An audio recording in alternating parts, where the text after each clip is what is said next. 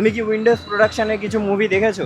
দেখেছো তুমি? প্রাক্তন, প্রাক্তন, বেলা শুরু, বেলা শেষে, তারপরে এই যে আমার বসটাও হচ্ছে উইন্ডোজ প্রোডাকশনের। কোন প্রোডাকশনের জানি না, তবে সিনেমাগুলো দেখা। সবাই আমার বসটাই দেখতে এসছে, আর মাদার্স ডের উপলক্ষেই আমার মনে হচ্ছে 80% যারা এসছে কারণ সবাই ফ্যামিলির। আর আমরা নিয়ে এলাম একটা, এটা কি মিডিয়াম পপকর্ন? তো মিডিয়াম পপকর্ন, যে মুভির কনসেপ্টটা সেটা জাস্ট নেইলড ইট ভাই। হ্যালো গাইস, কেমন আছো তোমরা? আজকে আবার চলে এসেছি একটা নতুন ব্লগ নিয়ে। ফার্স্ট অফ অল সব মায়েদেরকে আমার তরফ থেকে হ্যাপি মাদার্স ডে। আমি আজকে যাচ্ছি আমার মাকে মুভি দেখতে নিয়ে যেতে। তোমার কেমন লাগছে আজকে ঘুরতে যেতে? ভালো লাগছে।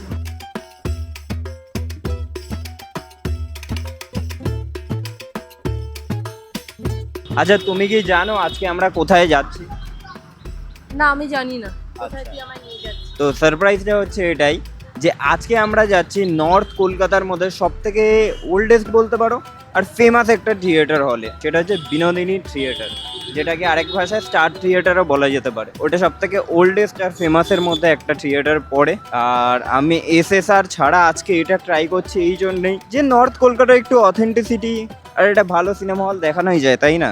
আজকে আমরা যেই মুভিটা দেখতে যাচ্ছি সেটাতে জান, নামটা ভুলে গেছি। ফাইন, নাম ভুলে গেছে, আমি বলে দিচ্ছি। আজকে আমরা যে মুভিটা দেখতে যাচ্ছি সেটা হচ্ছে আমার বস। এটা মা আর ছেলেকে ডেডিকেট করে একটা মুভি। আর মেন ব্যাপারটা হচ্ছে এই মুভিটা হচ্ছে বেসিক্যালি উইন্ডোজ প্রোডাকশনের। বেলা শুরু বেলা শেষে প্রাক্তন তোমার কেমন লেগেছে? দারুণ দারুণ লেগেছে। বেলা শেষে আর বেলা শুরুটা বেশি ভালো। থেকেও বেশি ভালো লেগেছে। বেলা শেষে আর বেলা শুরুটা মা বলছে প্রাক্তনের থেকেও নাকি বেশি ভালো লেগেছে। তো আমি জানি না, কারণ আমি বেলা শুরুটাই দেখেছি আর শেষ হয়নি বেলা আমার। প্রাক্তনটা তো অফকোর্স দেখেছি, হিন্দিতে জালেবি করে দিয়েছে ওটাকে। কিন্তু আমরা উইন্ডোজ প্রোডাকশনেরই একটা মুভি দেখতে যাচ্ছি, তো তোমার রিয়াকশন কিরকম, মানে তোমার এক্সপেকটেশন কি মুভিটার থেকে? আগে সিনেমাগুলো যেহেতু ভালো লেগেছে, তুই বললি যে প্রোডাকশনে, আচ্ছা, তো এক্সপেকটেশন লেভেলটা হাই, আরো ভালো পাবো।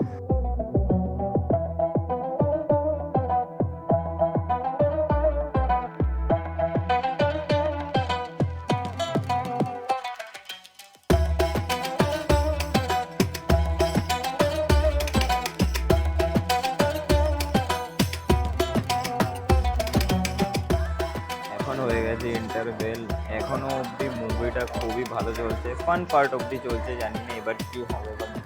তো এখন আমি সবে বেরোলাম মুভি দেখে, আর অলদো যা দেখলাম এইখানে ক্রেজ দেখতে পাচ্ছ আলাদাই, জাস্ট মুভিটা ওয়াও হয়েছে। ওকে তো গাইস, তো এবার আমি চলে এসেছি আমার বসের মুভি রিভিউ দিতে। তো শিবপ্রসাদ মুখার্জি আর নন্দিতা রায়ের ডাইরেকশন এই মুভিটা হয়ে এসেছে বাংলা মুভি মানে ইন্ডাস্ট্রিতে একটা দারুণ নিদর্শন।